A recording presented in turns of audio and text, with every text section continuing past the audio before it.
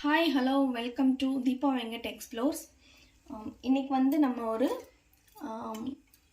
Side dish தான் நம்ம வந்து பார்க்க போகிறோம். ரொம்ப காரசாரமான ஒரு இட்லி தோசைக்கு ரொம்ப சுவையான ஒரு சைட் டிஷ் தான் இது. எல்லாமே வந்து வீட்டில் இருக்க பொருள் தான். நேராக வீடியோக்குள்ளே போயிடலாம். ஸ்டவ் ஆன் பண்ணிக்கோங்க. ஒரு பேன் வச்சுட்டு ஒரு 2லேருந்து 3 ஸ்பூன் வந்து நல்லெண்ணெய் விட்டுக்கிறேன். அதில் வந்து ஒரு 5 காஞ்ச மிளகா போட்டுக்கலாம். உங்களுக்கு காரம் இன்னும் வேணும் அப்படின்னா ஒரு மிளகா சேர்த்துக்கோங்க. இது கொஞ்சம் லேசாக வதங்கினோன்னா நம்ம வந்து உரிச்சு வச்சுருக்க இந்த வெள்ளைப்பூடு பல் வந்து சேர்த்துக்கலாம். ஒரு 10லேருந்து 15 பல் வந்து சேர்த்துக்கோங்க.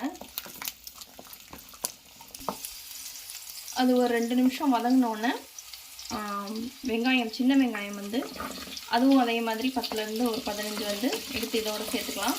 இது ரெண்டும் கொஞ்சம் நேரம் நல்லா ஃப்ரை ஆகட்டும், அது வரைக்கும் வதக்கிக்கலாம். நல்லா வதங்கிடுச்சு. இதோட ஒரு தக்காளி, ஒரு சின்ன சைஸ் வந்து புளி சேர்த்துக்கிறேன். இது ரெண்டையும் சேர்த்து வதக்கிக்கலாம். இது வந்து நம்ம வந்து சைடிஷ்க்கு என்னடா செய்யணும் அப்படின்னு யோசிச்சுட்டு இருக்கிற நேரம் எல்லாமே இது வீட்டிலே இருக்கக்கூடியது. அதே மாதிரி காரசாரமாகவும் இருக்கும், ஈஸியாகவும் செஞ்சிடலாம், டக்குன்னு வந்து செஞ்சிடலாம். இது வந்து ரொம்பவே நல்லாவும் இருக்கும். இது வந்து ரெடி ஆயிடுச்சு நம்மளோட பூண்டு மிளகாய் சட்னி. இது வந்து ஆறினோன்னு நம்ம வந்து கிரைண்ட் பண்ணி எடுத்துக்கலாம்.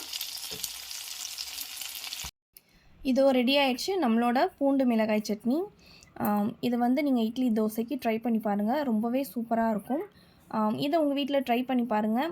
உங்களுக்கு பிடிச்சிருந்துச்சுன்னா உங்கள் ஃப்ரெண்ட்ஸுக்கும் ஷேர் பண்ணுங்கள், லைக் கமெண்ட் பண்ணுங்கள், சேனலை சப்ஸ்கிரைப் பண்ண மறந்துடாதீங்க.